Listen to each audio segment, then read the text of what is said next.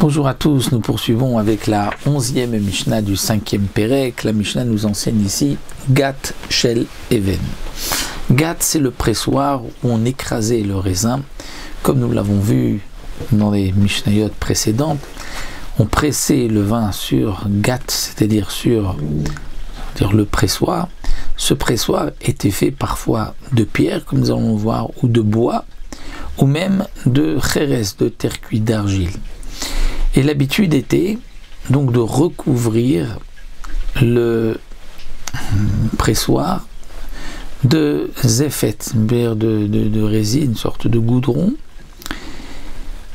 Et l'habitude était aussi que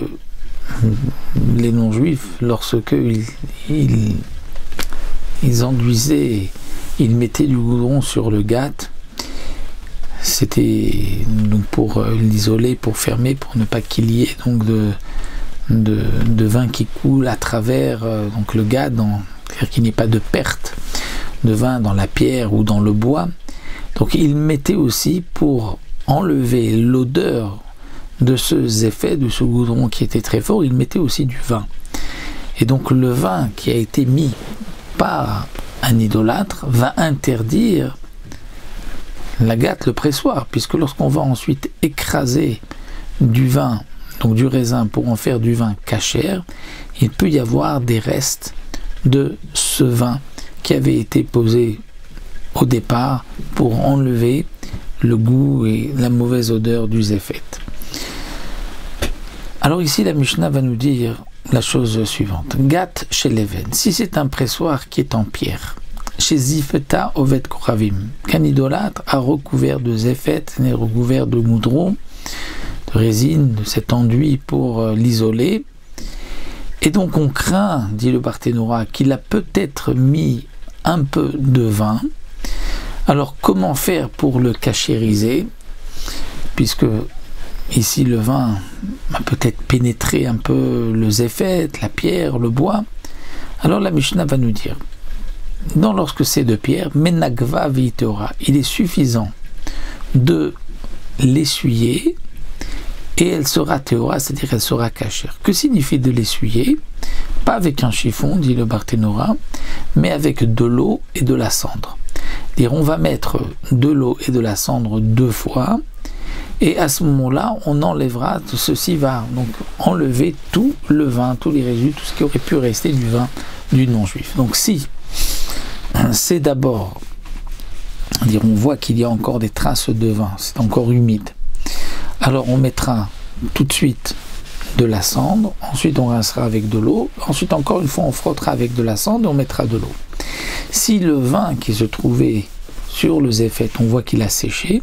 on va d'abord devoir rincer une fois avec de l'eau et ensuite frotter avec de la cendre et ensuite rincer de l'eau, frotter une deuxième fois avec de la cendre et rincer avec de l'eau. Si c'est shel et, si c'est de bois, le bois, dit le Barthénora, on a besoin de plus de zéphet pour l'isoler, de plus de goudron, et donc il va plus absorber le vin. Alors Rabbi Omer Yenagef, pour Rabbi dit, on fera la même chose, c'est suffisant de l'essuyer comme on l'a fait avec de la cendre et de l'eau. Mais les Chacham disent non, puisque le vin a pénétré le goudron, il faudra d'abord enlever donc le zéphet et ensuite l'essuyer comme nous avons vu, comme c'était de la pierre, parce que on craint que le vin a pénétré à travers le zéphet, puisqu'il y a plus de zéphet, et donc le vin a plus pénétré, et peut-être même arrivé dans le hetz, dans le bois.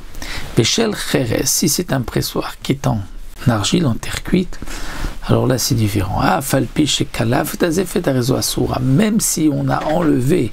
le zéphet, le goudron, et nous précise le Barthénora, ça c'est aussi bien d'après Rabbi que d'après les Chachamim, tout le monde est d'accord que même si on a enlevé le zéphet, c'est interdit étant donné que le chérès, c'est-à-dire l'argile, la terre cuite, va absorber le vin et donc on n'a aucun moyen de pouvoir le cachériser, puisque lorsqu'ensuite on mettra du vin, on va presser, écraser le raisin, eh bien le chérès va sortir du vin interdit, et donc dans ce cas-là ce sera interdit même si on va enlever, éplucher une première couche de zéfet, tout sera interdit.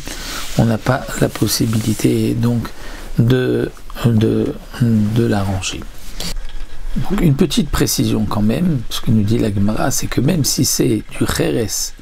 et qu'on ne peut pas, donc en enlevant la première couche de zéfet, le cachériser, mais il y a un autre moyen de cachériser, comme nous l'avons vu, lorsque l'on veut utiliser des tonneaux de kheres, de terre cuite, des jarres qui ont utilisé pour du vin, eh bien il faudra remplir et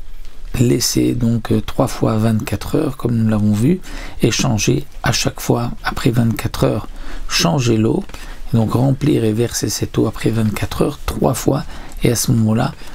on pourra donc de cette manière faire sortir tout ce que